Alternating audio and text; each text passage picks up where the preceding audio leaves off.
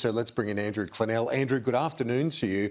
This is a big shift in defence thinking, but also they've got a lot of planning and industrial capacity they've got to build as well.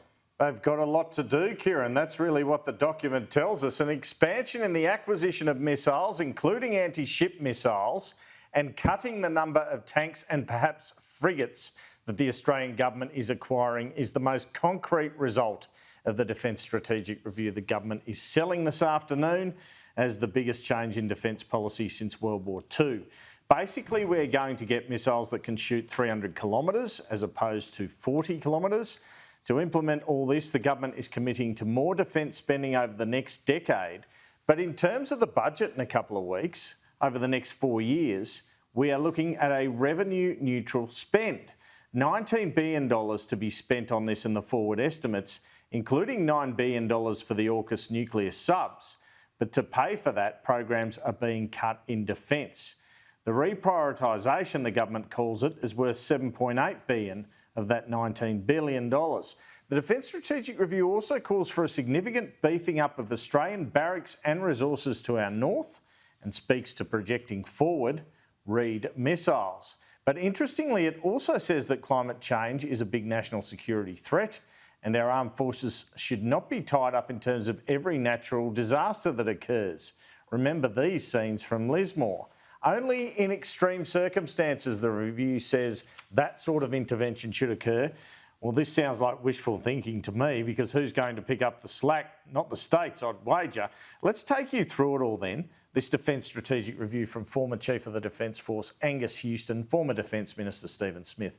The authors of this review are not scared to mention China. The review says, and I quote, "Australia's strategic circumstances and the risks we face are now radically different. No longer is our alliance partner the United States the unipolar leader of the Indo-Pacific. Intense China-United States competition is the defining feature of our region and our time. Major power competition in our region has the potential to threaten our interests, including the potential for conflict." And it goes on. "China's military build-up is now the largest and most ambitious of any country since the end of the Second World War. This build-up is occurring without transparency or reassurance to the Indo-Pacific in a way that adversely impacts Australia's national interests."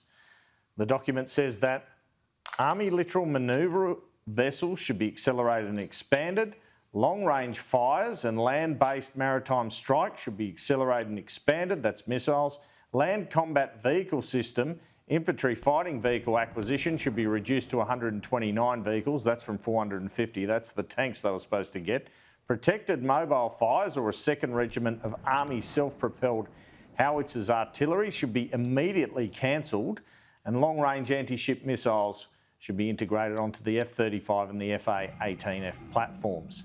Joint strike missiles should also be integrated on the F-35A.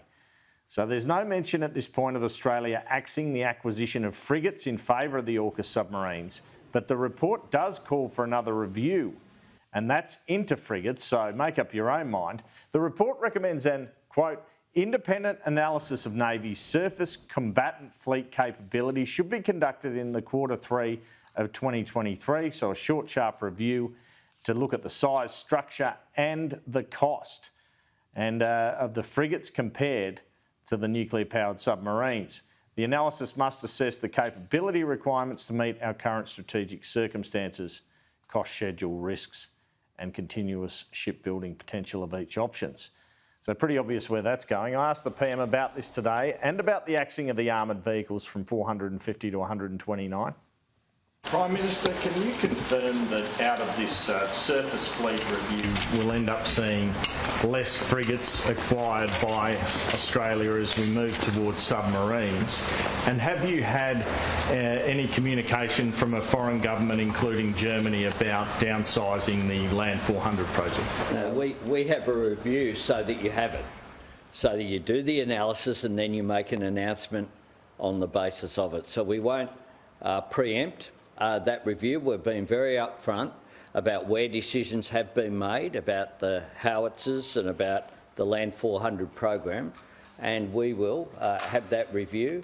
It is reporting in the third quarter of this year, And then, of course, we will make public what the results of that review are.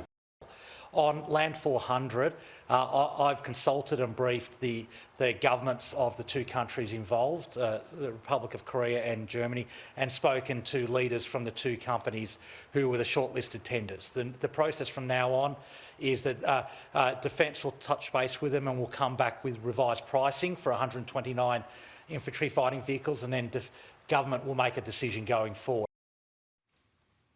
Okay, so this review talks about what it calls a strategy of denial to deter attacks. It says a strategy of denial for the ADF must focus on the development of anti-access area denial capabilities.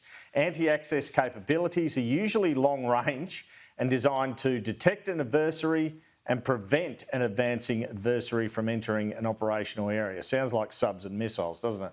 It goes on. Although invasion of the Australian continent is a remote possibility, note the use of the word remote, any adversary could seek to coerce Australia through cyber attacks, incursions in our northwest shelf or part of our exclusive economic zone, or disruptions to our sea lines of communication.